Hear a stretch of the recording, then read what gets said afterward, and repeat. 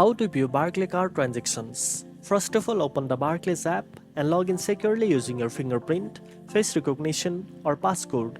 Once you are on the home screen, look for your Barclaycard listed among your accounts. Tap on your Barclaycard and you will be taken to a screen showing your current balance, available credit, and recent activity. To view all your transactions in detail, simply scroll down. You will see a full list of your most recent purchases, payments, refunds, and other activity made using your Barclaycard.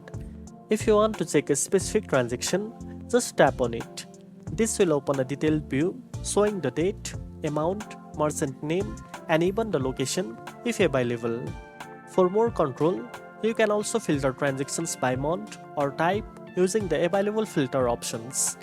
This helps you keep track of spending patterns and identify charges easily.